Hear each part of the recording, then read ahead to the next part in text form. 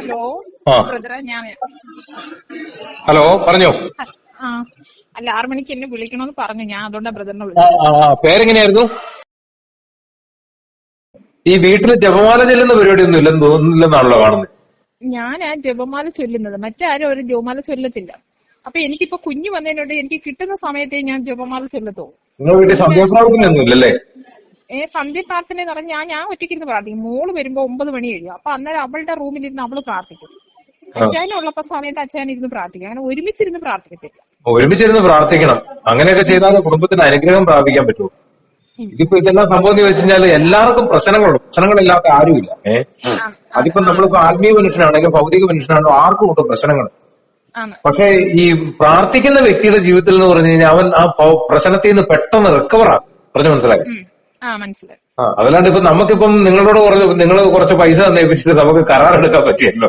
നിങ്ങൾക്ക് വേണ്ടി പ്രാർത്ഥിക്കുന്നത് നമുക്ക് കോൺട്രാക്ട് എടുക്കാൻ പറ്റിയ ചെയ്തിട്ട് അങ്ങനെയൊക്കെ ചെയ്ത ആൾക്കാരൊക്കെ ഉണ്ടാവും, എനിക്കറിയില്ല. ആ ആ പക്ഷെ അതല്ല ശരിക്കും വേണ്ടത്. നിങ്ങളുടെ കുടുംബത്തിന് ഒരു നവീകരണം സംഭവിക്കുക എന്നുള്ളതാണ് മെയിനായിട്ട്. അത്രേ ഉള്ളൂ. കുടുംബത്തിലൊരു നവീകരണം എന്ന് പറഞ്ഞാൽ ആദ്യത്തെ നവീകരണം എന്നാണ് പറ്റും. അപ്പം അപ്പസ്തോല പ്രവർത്തനങ്ങൾ 16-ാം അധ്യായം 31-ാം വാക്യത്തിൽ പറയുന്ന കർത്താവായ യേശുക്രിസ്തുവിൽ വിശ്വസിക്കാൻ നീ നിന്റെ കുടുംബവും രക്ഷ പ്രാപിക്കും.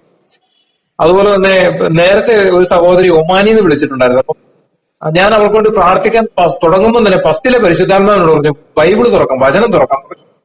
വചനം തുറക്കാൻ പറഞ്ഞപ്പോഴേ അപ്പൊ അവരൊത്തിരി പ്രശ്നത്തിലും ഒത്തിരി സങ്കടത്തിലും പ്രശ്നങ്ങളിലും ഒക്കെയാണ് ഉള്ളത്. അവരുടെ ഹസ്ബൻഡിന്റെ ജോലി പോയി. ഞാൻ പറഞ്ഞത് എന്താ വെച്ചാല് അപ്പം ആ വ്യക്തി ആ സഹോദരി ഒരിക്കലും ഇതുപോലെ കാനഡയ്ക്ക് പോകാനായിട്ട് പൈസ കൊടുത്തിട്ട് അവര് ആ ഏജൻസി അവരെ പറ്റിച്ചു. അങ്ങനെ കുറെ പൈസ പോയി. അപ്പൊ അങ്ങനെ പല പ്രശ്നങ്ങളുണ്ട് അവർക്ക്. അപ്പം ഇന്ന് വചനം തുറന്നപ്പോഴേ സക്കൈവസിന്റെ ലൂക്കായുടെ സുവിശേഷം 19-ാം അധ്യായം തുറന്ന് നോക്കിയതേ കിട്ടി. അതെന്ന് പറഞ്ഞു കഴിഞ്ഞാൽ ഇന്ന് ഈ ഭവനത്തിന് രക്ഷ കൈവന്നിരിക്കുന്നു. അതാണ് അതിന്റെ അകത്തെ പ്രസക്ത ഭാഗം.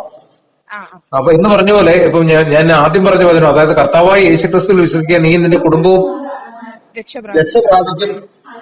രക്ഷ പ്രാപിക്കും എന്നുള്ള ആ വചനവും ഇപ്പൊ ഞാൻ ഈ പറഞ്ഞ കാര്യമൊക്കെ എന്ന് പറഞ്ഞാൽ ഈ കുടുംബത്തിന്റെ രക്ഷയാണ് അതിന് പ്രാധാന്യം കൊടുക്കുന്നത്. അപ്പൊ കുടുംബം രക്ഷപ്പെടുക എന്ന് പറഞ്ഞു കഴിഞ്ഞാൽ അവിടെ ആദ്യം വേണ്ടത് ഒരുമിച്ചിരുന്നൊരു പ്രാർത്ഥനയാണ്. അതില്ലാത്തടത്തോളം കാലം ജന്മചരിത്രത്തിൽ കുടുംബം രക്ഷപ്പെടുകയില്ല. നമ്മൾ ചിലപ്പോൾ പള്ളിയിൽ പോവായിരിക്കും, ചിലപ്പോൾ ധ്യാനത്തിന് പോവായിരിക്കും, പലതും ചെയ്യുമായിരിക്കും. അപ്പനും അമ്മയും മക്കളും അതിന് രാത്രി 9 മണിയായാലും ശരി ഒരുമിച്ചിരുന്നുള്ളൊരു ജപമാല ചൊല്ലി തുടങ്ങുക. അത് തുടങ്ങാൻ തടസ്സങ്ങൾ ഒത്തിരി ഉണ്ടാകും. സാത്താൻ ഒരു വിധത്തിലും പിടിയില്ല. കാരണം ഒരുമിച്ചിരുന്ന് പ്രാർത്ഥിക്കുന്ന കുടുംബത്തെ അനുഗ്രഹിക്കാതിരിക്കാൻ കർത്താവിന് സാധിക്കുകയില്ല. മനസ്സിലായോ?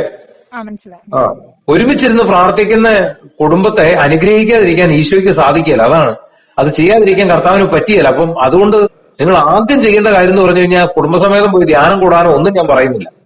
നിങ്ങൾ ആദ്യം ചെയ്യേണ്ടത് ആദ്യമേ പറ്റുന്നതുപോലെ കസേര ഇരുന്നോ മുട്ടുന്നോ എന്നോ അത് നിങ്ങളുടെ സൗകര്യം പോലെ. ഇനി അതിനെക്കുറിച്ചൊന്നും ഞാൻ നിർദ്ദേശിക്കുന്നില്ല. ഇപ്പൊ എന്നെ സംബന്ധിച്ച് ഞാനൊരു ശുശ്രൂഷകനാണ്. ഞാൻ ജപമാല സന്ധ്യാപ്രാർത്ഥന ഞങ്ങളുടെ വീട്ടിൽ ഒരു ദിവസം പോലും മുടക്കാറില്ല. ജപമാല എന്ന് പറഞ്ഞാൽ പരിശുദ്ധ അമ്മയിലൂടെ ഈശോയെ മഹത്വപ്പെടുത്തുന്ന ഒരു പ്രാർത്ഥനയാണ്. അത് ചെല്ലുന്ന വ്യക്തി എന്ന് പറഞ്ഞു കഴിഞ്ഞാൽ സാത്താനെതിരെയുള്ള ഏറ്റവും വലിയ കല്ലേറ, സാത്താനെ എറിഞ്ഞൊടിക്കുന്ന ഒരു ശുശ്രൂഷയാണ്. അതായത് ജപമാല എന്ന് പറഞ്ഞാൽ അതിന്റെ ഓരോ കുരുവും ഒരു വലിയ കൈ കൊള്ളുന്ന ഒരു ശക്തിയേറിയ ഒരു കല്ലായിട്ട് നമ്മൾ കരുതുവാണെങ്കിൽ ആ 53 പ്രാവശ്യം ആ പ്രാർത്ഥനകൾ ചെല്ലുമ്പോൾ 53 പ്രാവശ്യം നമ്മൾ ആ സാത്താനെ എറിയുക ചെയ്യുന്നത്. അപ്പൊ അവന് ഏറ് കൊണ്ടോട്ട് അവൻ നിൽക്കുവോ വീട്ടു പരിസരത്ത്? നിങ്ങളുടെ ഉള്ളിൽ നിൽക്കുവോ? നിങ്ങളുടെ പുറത്ത് നിൽക്കുവോ? നിങ്ങളുടെ വീടിന്റെ അടുത്ത് എവിടെയും നിൽക്കുവോ? അവനത് കൊള്ളും. ആ ഓരോ ഏറും അവന് കൊള്ളും. അവൻ നിൽക്കത്തില്ല, അവൻ വെടിയും തിരിയുമ്പോൾ പോകും.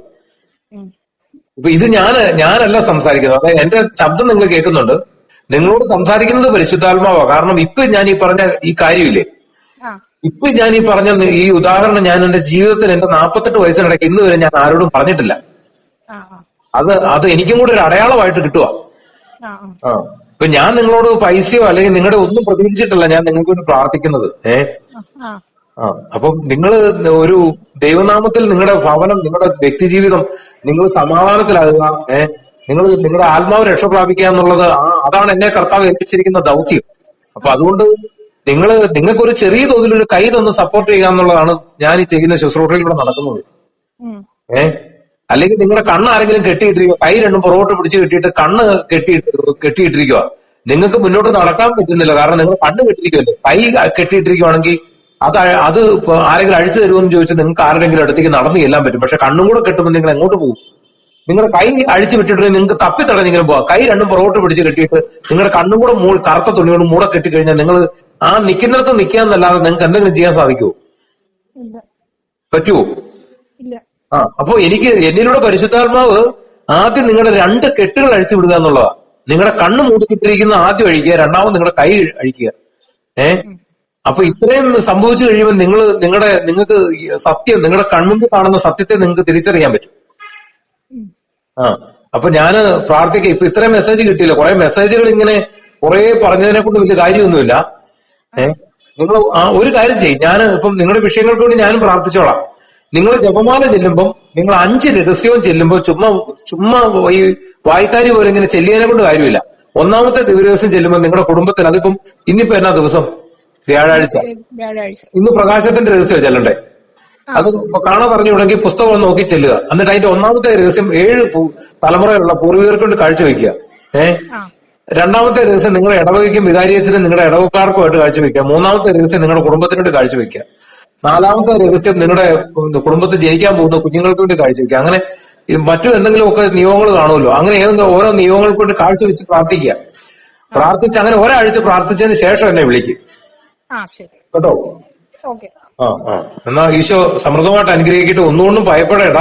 ഈശോ നിങ്ങളുടെ കൂടെ ഉണ്ട്. ആയിക്കോട്ടെ. ഓക്കെ. ശരി, താങ്ക് യു. ഓക്കെ.